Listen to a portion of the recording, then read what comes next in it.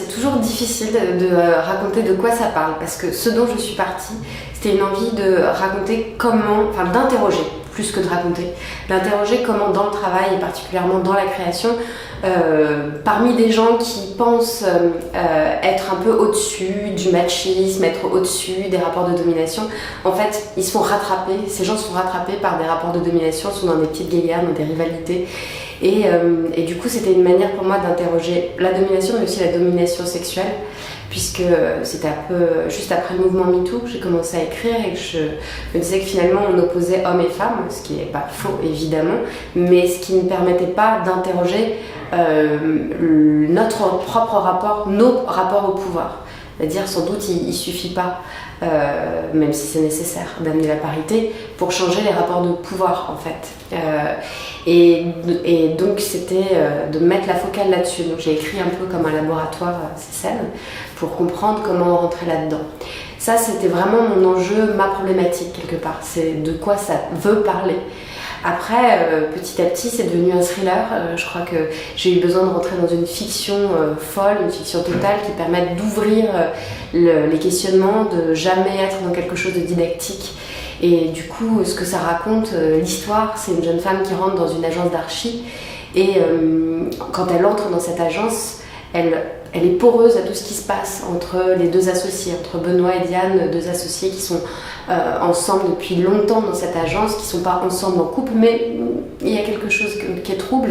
Et elle perçoit ce trouble et elle est prise par ce trouble, par ce vertige, pour petit à petit devenir quelque part celle qui va venger ce dont elle n'a même pas conscience, c'est-à-dire comment elle devient consciente de quelque chose, comment elle s'empare d'une histoire qui n'est pas la sienne. Et du coup, c'est son parcours à elle qui est central, mais c'est comment elle rentre dans elle subit quelque part un harcèlement sexuel, mais finalement on se rend compte qu'elle n'est pas seulement en train de le subir, elle est en train d'échafauder un plan de manière plus ou moins consciente. Et donc tout ça se passe dans une agence d'archi parisienne qui rêve du Japon, parce que le Japon c'est l'ailleurs, parce que le Japon c'est le retour à l'origine possible, parce que le retour à l'origine ça me parlait beaucoup quand j'interrogeais ces rapports de pouvoir, comment on recommence à zéro, est-ce que c'est possible de recommencer à zéro. Ces architectes rêvent de ça, et en rêvant de ça, en rêvant d'une perspective lointaine, finalement ils autorisent tout dans leur présent, et ils autorisent toutes les petites bassesses. Donc voilà, ça interroge évidemment les petits pouvoirs, les petites bassesses de chacun. Tu as les hommes à tes pieds, Laïa. Fais attention à toi.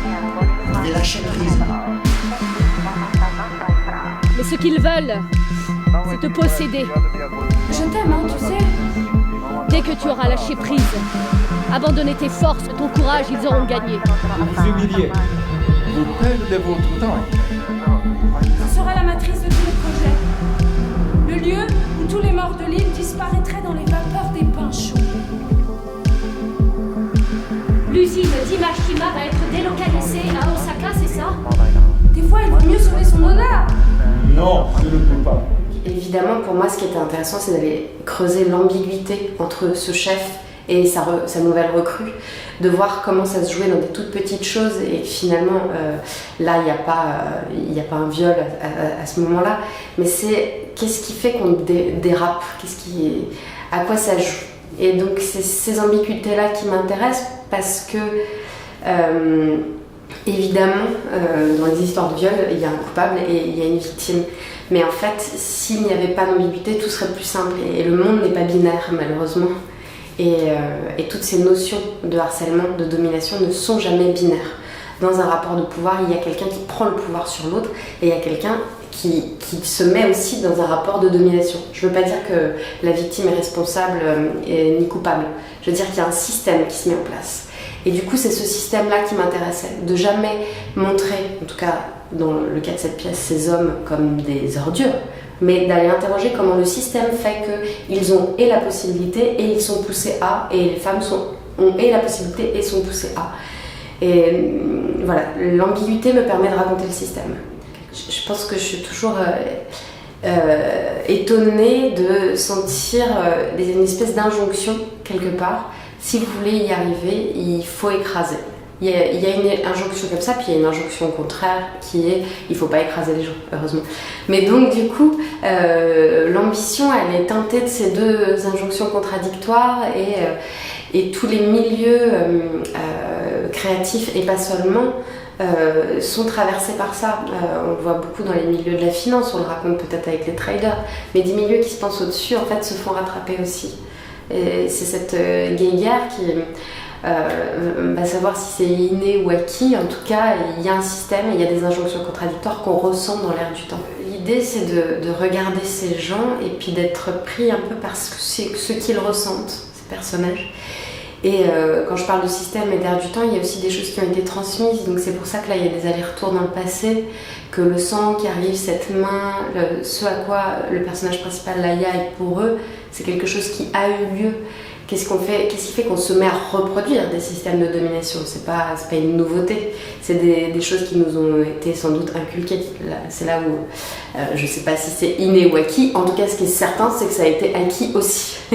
Mais il y a quelque chose qui a été transmis de génération en génération et on voit les personnages d'aujourd'hui tenter de reproduire, souvent moins bien, ce qui a été fait par les générations précédentes. Et donc l'idée, c'est de mettre le spectateur comme un enquêteur de ce qui a eu lieu et comme un enquêteur de mais pourquoi ils en viennent à ça, pourquoi on se retrouve à faire ça, comment moi aussi, spectateur, comment je me retrouve à faire ça. C'est une manière de s'interroger soi-même. Enfin, en tout cas, c'est ce dont je rêve, c'est que ça me remette en question. Quand j'écris énormément, ensuite je creuse dedans, donc j'enlève. Et du coup, quand je mets en scène avec les acteurs, ce que j'aime, c'est que eux, ils construisent tout un iceberg sous l'eau, de choses qu'on ne voit pas, mais qui, de l'ordre du ressenti, qui soient dans un état quelque part, et qu'ils ne jouent que le haut de l'iceberg, la partie émergée. Et du coup, que la scéno vienne, tous les effets visuels, tout le son, vient raconter quelque chose qui gronde, qui est souterrain. Et ça permet que ce ne soient pas les acteurs qui le prennent en charge, ça permet qu'ils ne soient pas volontaristes dans le sens, que ce soit ni le texte ni les acteurs, mais que petit à petit on fasse gronder quelque chose en dessous. Et du coup, évidemment, l'idée de la scéno, c'était de faire advenir comme si on était inondé par quelque chose qui colle, qui n'est pas beau. On est dans une agence d'archi, on rêve d'un endroit, d'un onsen, donc un bain chaud japonais, et en fait, ce bain chaud japonais comme déjà là, de manière cauchemardesque. Et ça, c'est d'amener le cauchemar sur le plateau, amener quelque part par la scéno. Ce que j'essaie de faire, c'est de raconter ce que les personnages ressentent et de me mettre avec eux dans la sensation pour qu'eux puissent être dans la situation. L'idée dans la pièce, c'est pas du tout de faire un montage temporel où on est au présent, parfois on retourne au futur, on est au présent, on retourne au passé, on fait des flashbacks. C'est pas d'être dans un montage cinématographique, c'est de voir Laïa, le personnage principal, qui a des visions de ce qui va avoir lieu. Donc ça rentre dans son présent. Donc on est dans quelque chose d'un peu trouble, presque, je dirais, chamanique.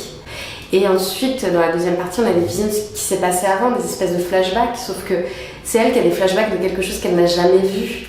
Et donc, dans ces flashbacks, c'est comme si des fantômes arrivaient. Il y a des fantômes qui arrivent dans ce bain chaud japonais. Et en fait, dans ces scènes du passé, il y a beaucoup de phrases que Laïa a entendues dans son présent. Tout ce qui se passe dans l'agence d'archi est comme réutilisé, toutes les phrases sont réutilisées, réorganisées autrement quand elle imagine le passé. Comme si c'était un rêve qu'elle faisait du passé, comme si c'était elle qui était en train d'inventer avec ce qu'elle a vécu. Et ça va avec cette idée que ce personnage de Laïa est poreux à tout ce qui se passe. Et quelque part, elle ressent ce qui a eu lieu 20 ans avant. Est-ce que ça a vraiment eu lieu ou pas? Je ne sais pas si c'est la question. Mais en tout cas, c'est elle qui comprend quelque chose de ce qui a eu lieu. Et qui du coup passe à l'acte pour ça. Je pense qu'il y a quelque chose de sensible avec la nourriture. J'avais été frappée en travaillant avec des ados sur une création participative. On essayait de travailler sur ce qui resterait, là pour le coup c'était de Montbéliard en 3500 et je pensais qu'on allait parler de Peugeot parce que Montbéliard est traversé par Peugeot. Bah non, c'était la Concoyote. Et c'est vrai que quand on parle du passé, c'est la Madeleine de Proust, mais par la bouffe, par la nourriture, il se passe beaucoup de choses non dites. Et donc, je pense qu'il y a ça, il y a un rapport à la transmission. Effectivement, dans toutes mes pièces, il y a un rapport à la bouffe. C'est inquiétant. Et dans celle-là, ce rapport va encore plus loin parce que c'est une obsession. Il y a un personnage qui est complètement obsédé par le fait de faire des tataki de thon. Donc une certaine découpe du thon, une certaine cuisson aussi, crue à l'intérieur, cuit à l'extérieur. Et qui du coup va devenir une obsession pour Laïa et pour son propre usage du couteau. Je pense que ça raconte le rapport à la chair, ça raconte un certain rapport à l'intrusion. Donner à manger à quelqu'un, ça peut être intrusif dans certains cas. Et donc pour le personnage qui quelque part retourne le couteau parce qu'il y a eu de l'intrusion en elle, elle refait ça. C'est une vengeance. Donc elle retourne le couteau contre ceux qui ont été intrusifs avec la bouffe. Il y a quelque chose d'une héroïne ou d'une contre-héroïne, parce qu'on peut être d'accord ou pas d'accord, parce qu'il n'y a aucune morale dans cette pièce, quelque part. Vraiment, espère-t-on une fin comme ça, c'est pas du tout l'idée, c'est un espèce de retournement.